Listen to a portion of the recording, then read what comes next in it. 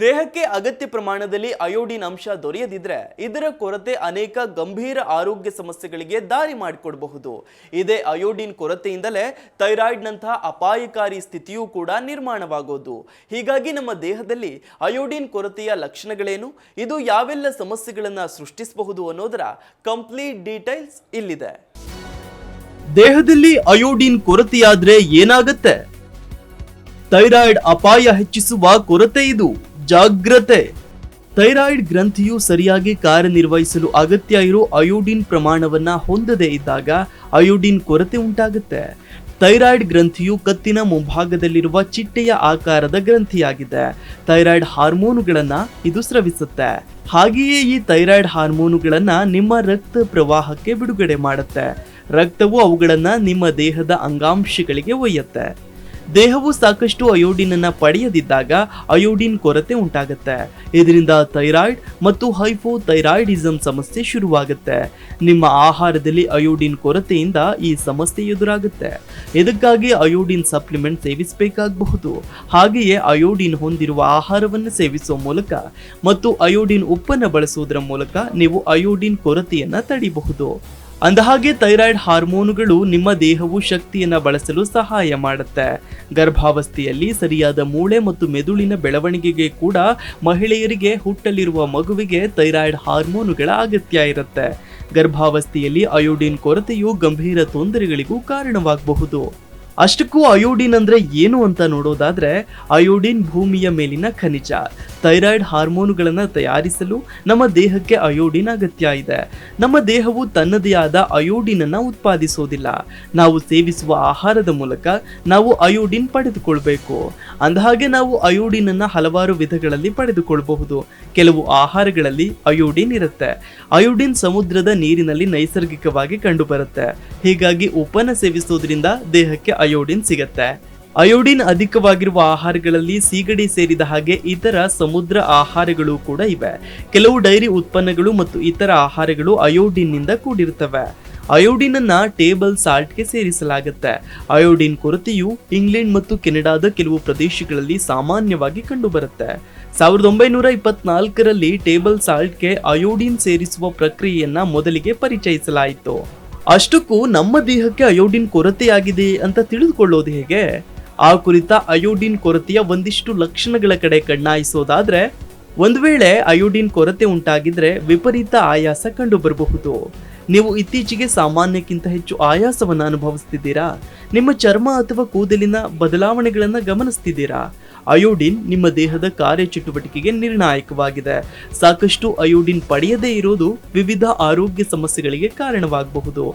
ಅಂದಹಾಗೆ ಅಯೋಡಿನ್ ಕೊರತೆಯ ಒಂದಿಷ್ಟು ಲಕ್ಷಣಗಳ ಬಗ್ಗೆ ನೋಡ್ತಾ ಹೋಗೋದಾದ್ರೆ, ವಿಪರೀತ ಆಯಾಸವಾಗಬಹುದು.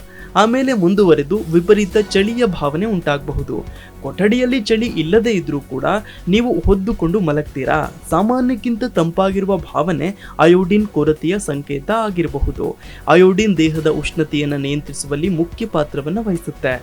ಆದ್ದರಿಂದ ಅಯೋಡಿನ್ ಮಟ್ಟಗಳು ಕಡಿಮೆಯಾದಾಗ ದೇಹದ ಉಷ್ಣತೆಯ ನಿಯಂತ್ರಣ ತಪ್ಪಿ ನೀವು ಅತಿಯಾಗಿ ಚಳಿಯಿಂದ ನಡುಗಬಹುದು.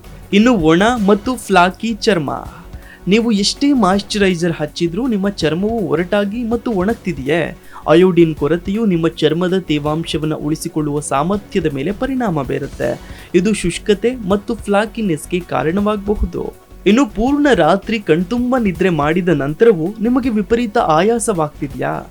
ಆಯಾಸ ಮತ್ತು ದಣಿವು ಅಯೋಡಿನ್ ಕೊರತೆಯ ಸಾಮಾನ್ಯ ಲಕ್ಷಣಗಳಾಗಿವೆ. ಈ ಖನಿಜವು ದೇಹದಲ್ಲಿ ಶಕ್ತಿಯ ಉತ್ಪಾದನೆಗೆ ನಿರ್ಣಾಯಕವಾಗಿದೆ. ಆದ್ದರಿಂದ ಅಯೋಡಿನ್ ಮಟ್ಟ ಕಡಿಮೆಯಾದಾಗ ನೀವು ಆಯಾಸ ಮತ್ತು ಆಲಸ್ಯ ಅನುಭವಿಸಬಹುದು. ಇನ್ನು ಕುತ್ತಿಗೆಯ ಮೇಲೆ ಗಂಟು. ನಿಮ್ಮ ಕುತ್ತಿಗೆಯಲ್ಲಿ ಊತ ಅಥವಾ ಗಂಟು ಇರುವುದನ್ನು ನೀವು ಗಮನಿಸಿದ್ದೀರಾ? ಇದು ಅಯೋಡಿನ್ ಕೊರತೆಯಿಂದ ಬೆಳವಣಿಗೆಯಾಗುವ ಗಾಯಿಟರ್ ಎಂಬ ಸ್ಥಿತಿಯ ಸಂಕೇತವಾಗಿರಬಹುದು. ಥೈರಾಯ್ಡ್ ಗ್ರಂಥಿಗೆ ಚಯಾಪಚಯವನ್ನು ನಿಯಂತ್ರಿಸುವ ಹಾರ್ಮೋನುಗಳನ್ನು ಉತ್ಪಾದಿಸಲು ಅಯೋಡಿನ್ ಅಗತ್ಯ ಇದೆ. ಇನ್ನು ಕಲಿಕೆಯಲ್ಲಿ ಹಾಗೆ ನೆನಪಿಟ್ಟುಕೊಳ್ಳುವಲ್ಲಿ ತೊಂದರೆ.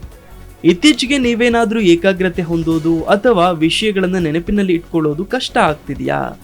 ಅಯೋಡಿನ್ ಕೊರತೆಯು ಅರಿವಿನ ಕ್ರಿಯೆಯ ಮೇಲೆ ಪರಿಣಾಮ ಬೀರಬಹುದು.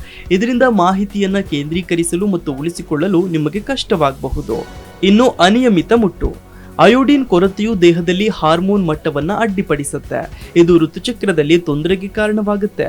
ಪೀರಿಯಡ್ಸ್ ನಲ್ಲಿ ಬದಲಾವಣೆಗಳನ್ನ ಅನುಭವಿಸ್ತಾ ಇದ್ರೆ ಅದು ಅಯೋಡಿನ್ ಕೊರತೆಯ ಕಾರಣ ಆಗಿದ್ದಿರಬಹುದು. ಇನ್ನು ಕೂದಲು ಉದುರೋದು, ತೆಳುವಾಗೋದು. ಕೂದಲು ಉದುರುವಿಕೆ, ಕೂದಲು ತೆಳುವಾಗುವಿಕೆ ಇದು ಕೂಡ ಅಯೋಡಿನ್ ಕೊರತೆಯನ್ನ ಸೂಚಿಸುತ್ತೆ. ಆರೋಗ್ಯಕರ ಕೂದಲ ಬೆಳವಣಿಗೆಗೆ ಕೂಡ ಅಯೋಡಿನ್ ಖನಿಜ ಅವಶ್ಯಕ. ಇನ್ನು ಅತಿಯಾದ ತೂಕ ನಷ್ಟ. ವಿವರಿಸಲಾಗದ ಅತಿಯಾದ ತೂಕ ಇಳಿಕೆ ಕೆಲವೊಮ್ಮೆ ಅಯೋಡಿನ್ ಕೊರತೆ ಸೇರಿದಂತೆ ಅನೇಕ ಆರೋಗ್ಯ ಸಮಸ್ಯೆಗಳ ಸಂಕೇತವಾಗಿರಬಹುದು. ಕಡಿಮೆ ಅಯೋಡಿನ್ ಮಟ್ಟಗಳಿಂದ ಥೈರಾಯ್ಡ್ ಗ್ರಂಥಿಯು ಅತ್ಯುತ್ತಮವಾಗಿ ಕಾರ್ಯನಿರ್ವಹಿಸದೇ ಇದ್ದರೆ ಇದು ಚಯಾಪಚಯ ಕ್ರಿಯೆ ಮೇಲೆ ಪರಿಣಾಮ ಬೀರುತ್ತೆ. ಹೀಗಾಗಿ ನಮ್ಮ ದೇಹದಲ್ಲಿ ಅಯೋಡಿನ್ ಕೊರತೆ ಉಂಟಾದ್ರೆ ಥೈರಾಯ್ಡ್ ಸಮಸ್ಯೆಯ ಜೊತೆಗೆ ಇಷ್ಟೆಲ್ಲ ರೋಗ ಲಕ್ಷಣಗಳು ಕಂಡು ಬರ್ತವೆ. Desk bureau, Zee Kannada news.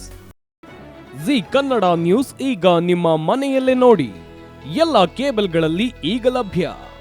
Sun Direct 292, Jio TV 1334, U Digital 162, City Cable 51, GTPL 17, Abhishek Cables 821, Rock Line Telecommunication 51, Shri Basaveshwara number 60, Vinayaka Digital number 53, In Digital number 896ರಲ್ಲಿ. ನಿಮ್ಮಿಸ್ತದ ಜಿ ಕನ್ನಡ ನ್ಯೂಸ್ ನೋಡಿ ಆನಂದಿಸಿ.